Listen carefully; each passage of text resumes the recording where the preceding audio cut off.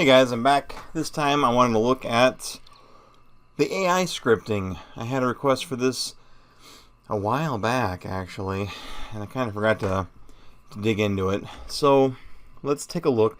What I'm doing here is I made a custom party for the purposes of playing through a chunk of the beta with what I hope is a better understanding of the mechanics now that I've experimented with many different builds, and to show off a couple different builds and classes and combinations, and a better look at the combat in general. Because when you have one character fighting one enemy, I think it's a good way to show off different skills and synergies. It's not a great way to show off how the game itself will feel when you're playing it.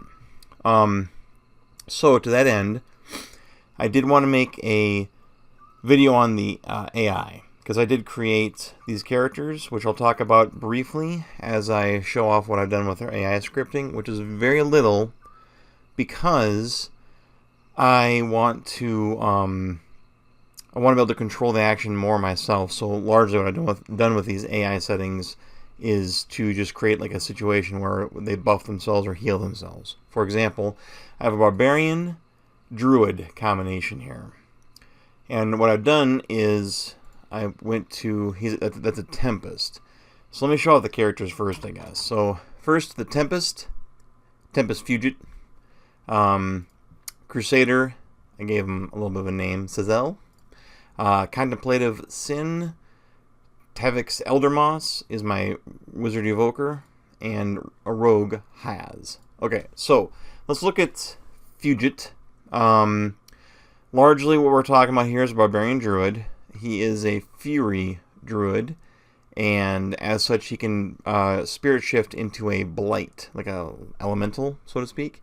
And he has a lot of powerful Elemental spells, but cannot cast healing spells, which is fine, because I have a Paladin who can do some healing, and I have a Monk Priest, and the Priest has some healing. So I thought that would probably work out pretty well, and so far it has. I started these characters at level 6.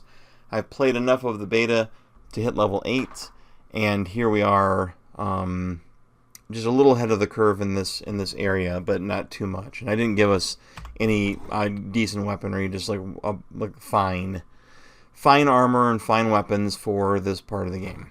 So his abilities run the gamut from Barbaric Blow and Frenzy to having some nice debuffs, and like Taste of the Hunt's a good way to get him some health back, and it did pick up Beetle Shell to be able to protect a character.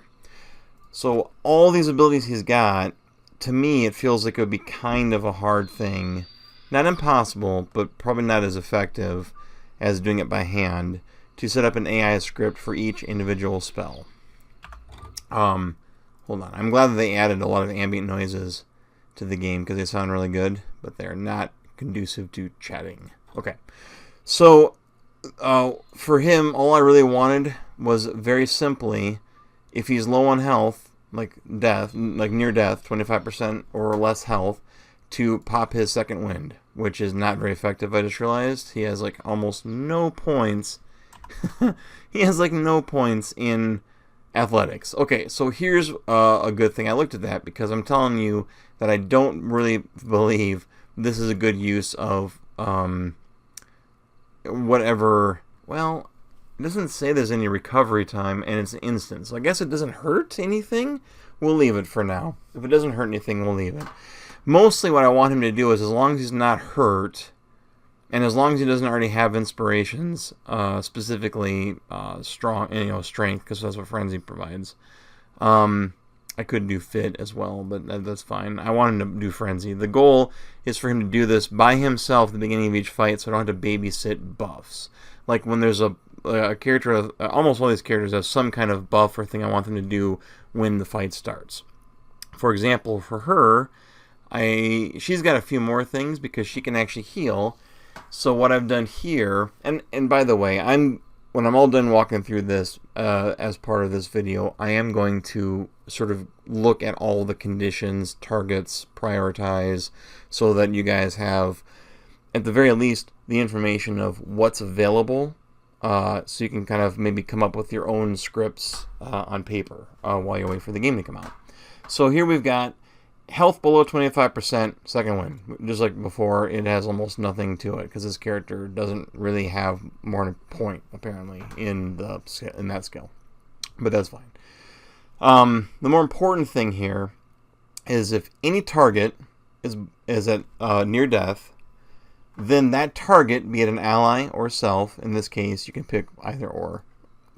Unfortunately, for some reason there wasn't an ally and self, so I kind of had to create two for each, because she does retain her original lay on hands ability even after I upgraded it to greater lay on hands.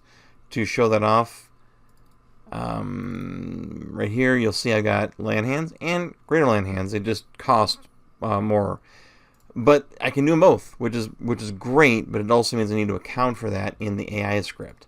So what I've done is prioritize using greater lay on hands because it's much better. It heals the same amount, but it makes them robust, which is a big armor bonus, a big bonus in constitution, and they also regenerate. So it's really, really powerful, and I want that to get used first. And I'm targeting allies first, prioritizing by lowest health. Everybody should be, well, except for in the case of self, there's no priority there. It lets you do it. It doesn't hurt anything, but, you know, AI logic. Okay, so same thing applies for lay on hands. If I only have, like, the reason I put this in here below is, let's say I only have 1 point of that resource. Zeal, I think it is. So, if that's the case, the AI will look at this and go, oh, I have a target who's below 25% health, but I only have 1 point. So I won't do that. I won't do that. Oh, I can do this. So that was kind of my thinking there. And then I have a delay of 15 seconds so that I won't just spend all of my points on healing people. They get 1 heal every, let's make it 10 seconds. So hopefully it won't be necessary.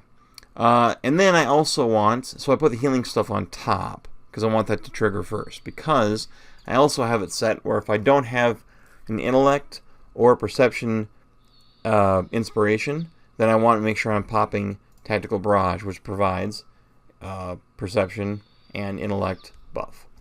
So that should be like just like the Fury ability. I want this to be happening right when the fight starts, and I don't want to have to babysit her. Now I also have prioritizing sworn enemy. Any target, anytime enemies in melee range are greater than 1, not. So as soon as she gets into melee with something, she's going to make it a sworn enemy. Prioritized by nearest target. So that's that. But then what I can do is I can say, okay, now I'll do Flames of Devotion.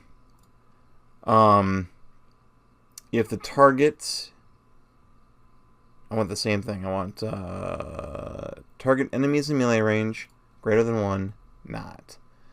Targets enemies in melee range greater than 1, not. But prioritized by marked prey or sworn enemy. So I will sworn enemy in something, and then I will follow immediately up with the Flames of Devotion. So that's the plan for that. So we're going to do that and save it. Now for this one here, this is my Monk Priest. She is a frontline fighter. That's pretty much all I have is frontline fighters, except for my wizard.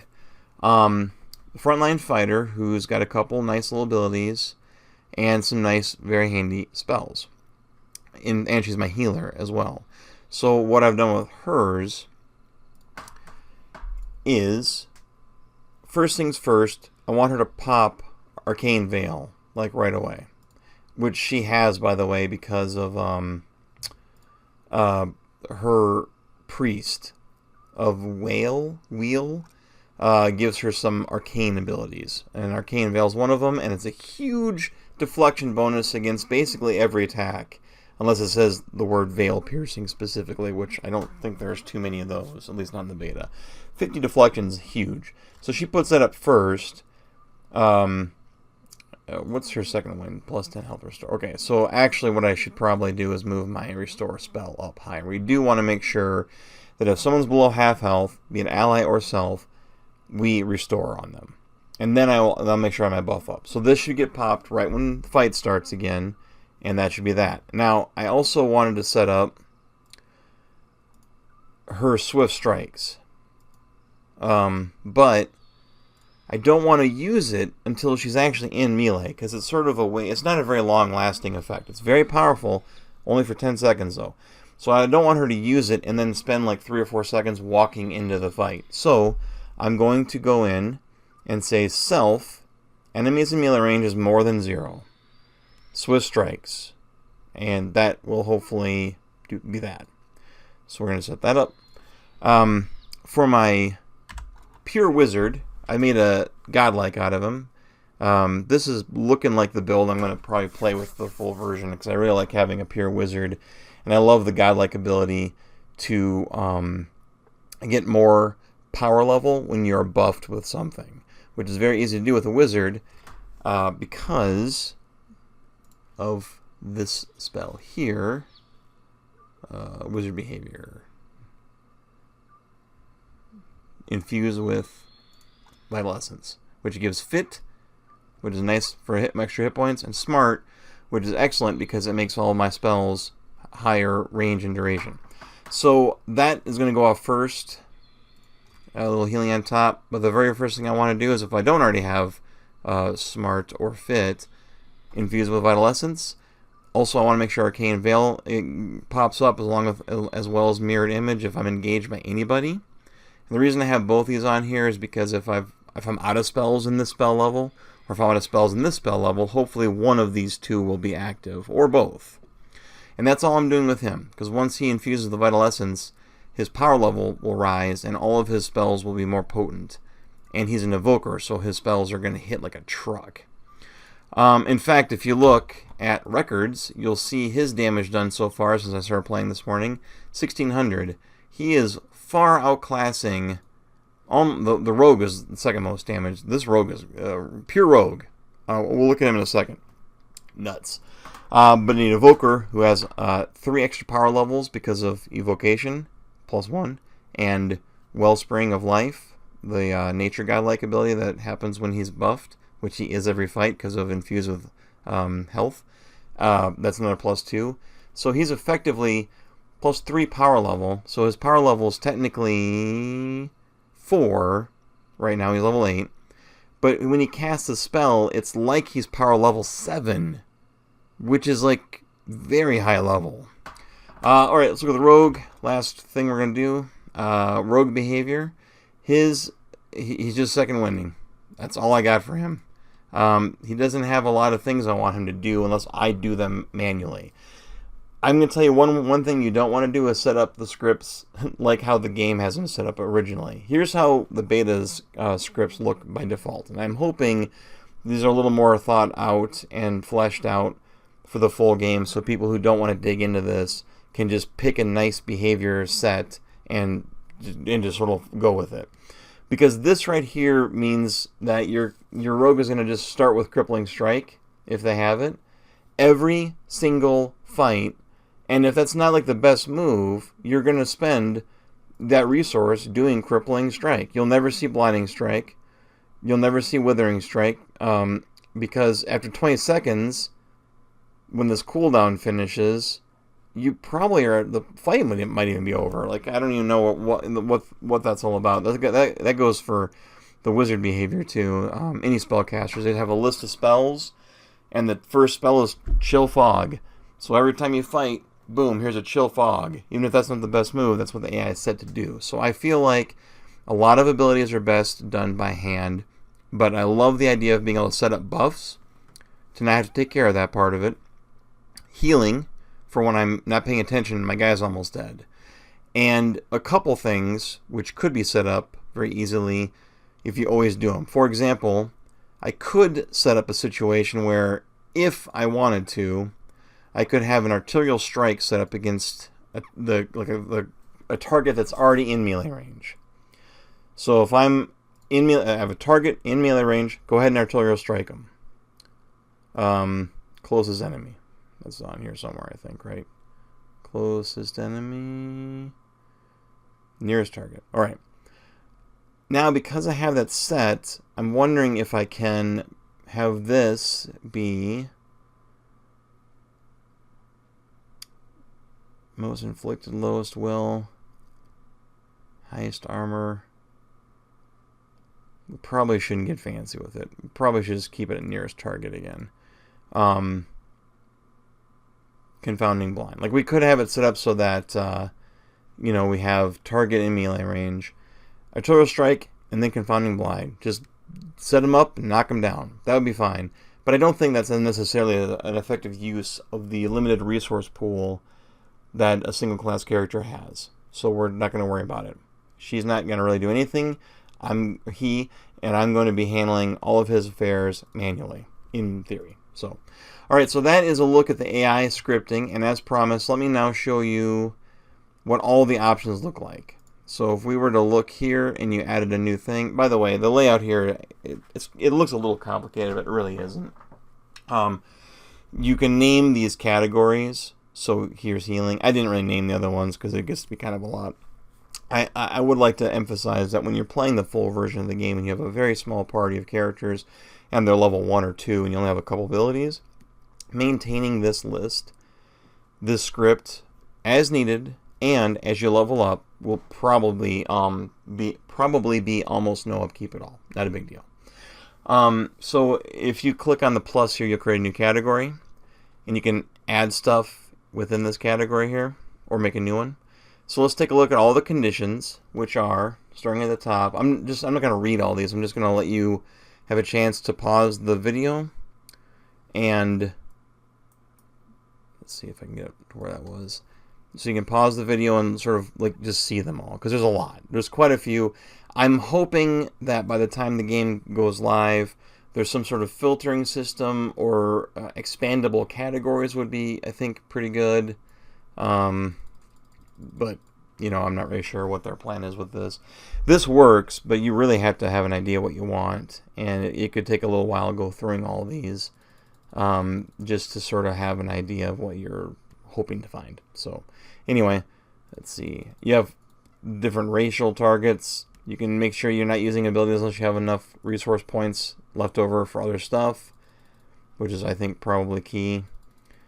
As a lot of these is just like making sure you have 2, 3, 5 of the various spenders. Animal companion stuff. If your target has concentration, if your target's a spellcaster, various, you know, if you're being threatened. There you go. That's all of them. All of them that are in the beta, at least. Your actions, helpfully, only pop up the actual actions that character possesses. The target type is based on what you have here. So if you're going to do Returning Storm, you can only cast on yourself. It centers on you. Prioritize. We looked at this briefly, but just so you can pause again. This is, I think, and by the way, I think this is kind of a good idea too. I believe, just like in the first game, you don't have the stats on the enemies you fight, but your journal will fill in that information as you fight more and more of the same enemy type. So eventually you fight enough of something, you'll know their armor rating is maybe 9, but 7 against burn. Which means you can actually like target guys who have low burn armor and be assured that your fire spell will hit the guy that's going to affect the most. So, that stuff should end up being really interesting, I think. Lowest health, least inspirations, is a spellcaster. We looked at that a little bit already. So there you go. All right. Anyway, that's a look at the AI scripting. So I'm gonna pause the game here, stop the video, and make this his own recording. And then next time I see you, I'll play these characters a little bit deeper in the dungeon. So thanks for watching, and I'll see you next time.